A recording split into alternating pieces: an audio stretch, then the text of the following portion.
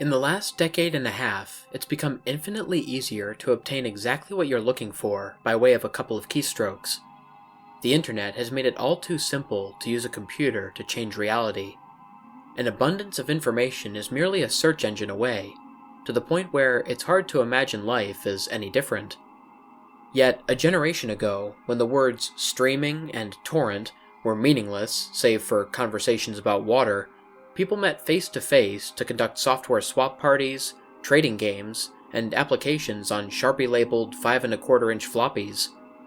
Of course, most of the time, the meets were a way for frugal, community-minded individuals to trade popular games, like King's Quest and Maniac Mansion, amongst themselves.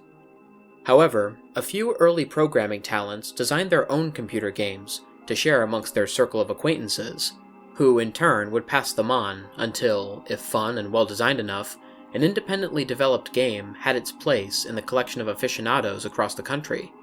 Think of it as the 80s equivalent of a viral video. Pale Luna, on the other hand, was never circulated outside of the San Francisco Bay Area. All known copies have long been disposed of.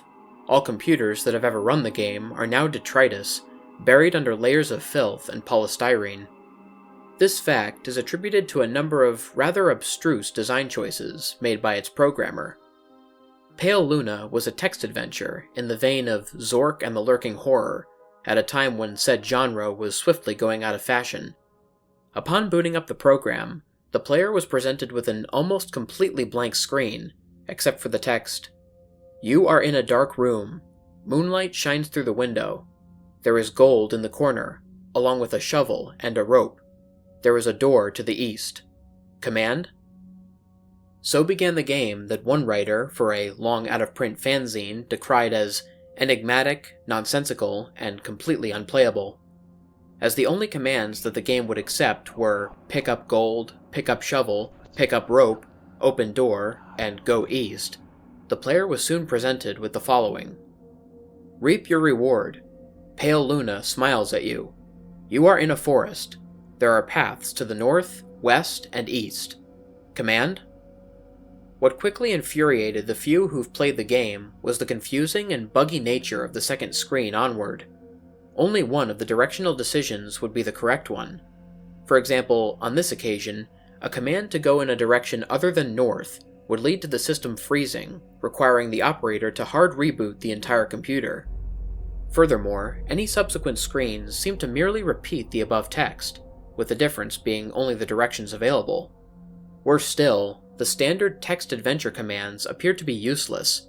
The only accepted non-movement related prompts were use gold, which caused the game to display the message, not here, use shovel, which brought up, not now, and use rope, which prompted the text, you've already used this. Most who played the game progressed a couple of screens into it, before becoming fed up of having to constantly reboot their devices and tossing the disc in disgust, writing off the experience as a shoddily programmed farce. However, there is one thing about the world of computers that remains true, no matter the era. Some people who use them have way too much time on their hands. A young man by the name of Michael Nevins decided to see if there was more to Pale Luna than what met the eye. 5 hours and 33 screens worth of trial and error and unplugged computer cords later, he finally managed to make the game display different text. The text in this new area read, Pale Luna smiles wide. There are no paths. Pale Luna smiles wide. The ground is soft. Pale Luna smiles wide. Here. Command? It was another hour still before Nevin stumbled upon the proper combination of phrases to make the game progress any further. Dig hole, drop gold, then fill hole. This caused the screen to display, Congratulations, 40.24248 minus 121.4434, upon which the game ceased to accept commands, requiring the user to reboot one last time. After some deliberation, Nevins came to the conclusion that the numbers referred to lines of latitude and longitude. The coordinates led to a point in the sprawling forest that dominated the nearby Lassen Volcanic Park. As he possessed much more free time than sense, Nevins vowed to see Pale Luna through to its ending. The next day, armed with a map, a compass, and a shovel, he navigated the park's trails, noting with amusement how each turn he made corresponded roughly to those that he took in-game. Though he initially regretted bringing the cumbersome digging tool on a mere hunch, the path's similarity all but confirmed his suspicions that the journey would end with him face to face with an eccentric's buried treasure. Out of breath after a tricky struggle to the coordinates, he was pleasantly surprised by a literal stumble upon a patch of uneven dirt. Shoveling as excitedly as he was, it would be an understatement to say that he was taken aback when his heavy strokes unearthed the badly decomposing head of a blonde-haired little girl. Nevins promptly reported the situation to the authorities. The girl was identified as Karen Paulson, 11, reported as missing to the San Diego Police Department a year and a half prior. Efforts were made to track down the programmer of Pale Luna, but the nearly anonymous legal gray area in which the software swapping community operated inescapably led to many dead ends. Collectors have been known to offer upwards of 6 figures for an authentic copy of the game. The rest of Karen's body was never found.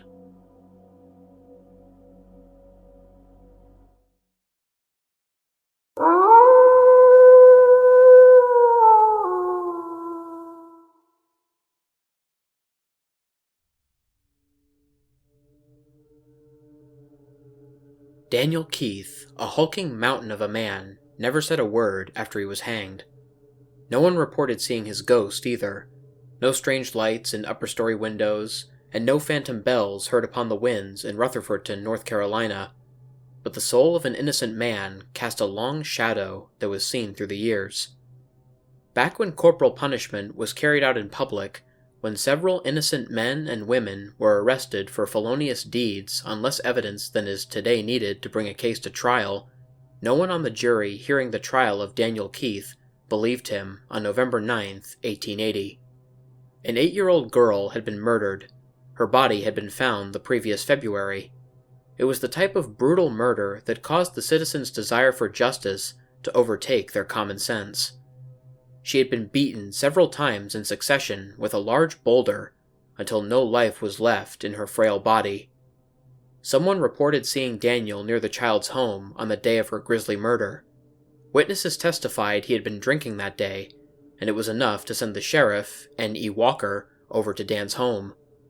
According to the sheriff, Dan was perfectly sober and claimed no knowledge of the murder, but the sheriff found a bloodied shirt hanging on his clothesline. Though Dan protested that he was cleaning rabbits, all of Rutherfordton suspected him as the murderer.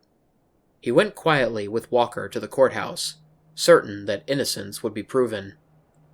As days turned to weeks, passers-by often reported hearing angry shouts from the jail where Dan was being kept in a cell against the south wall. Dan was questioned again and again in an attempt to elicit confession. Throughout the months between arrest and trial, he maintained his innocence. "I've killed nobody," he vowed, "and all them what say I did will pay the devil every day for saying it."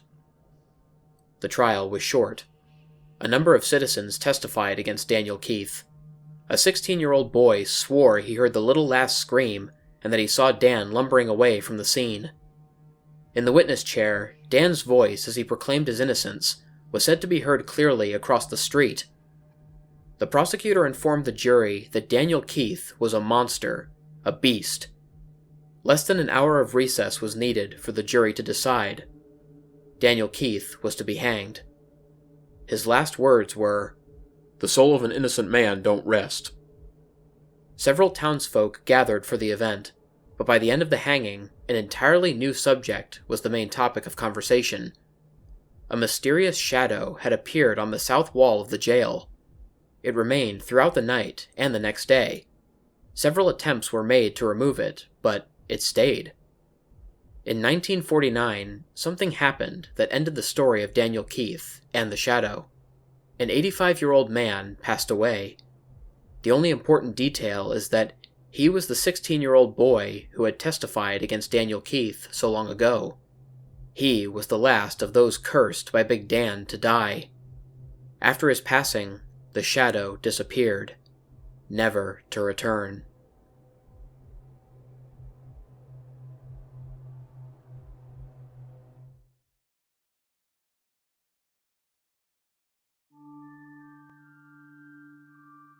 What's up everybody?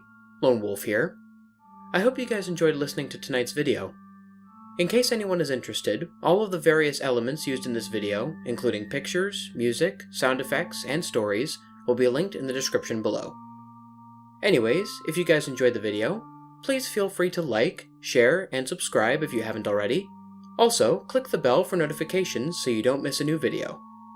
If anybody has any personal stories or story recommendations for me, or any advice to help improve the channel, there will be links to all of my social media platforms in the description. I'm mostly active on Twitter and on Instagram, but I also have an email, a Discord server, and a TikTok account that you can message me on as well. Until next time, stay spooky. And remember, the hunt begins when the moon is full.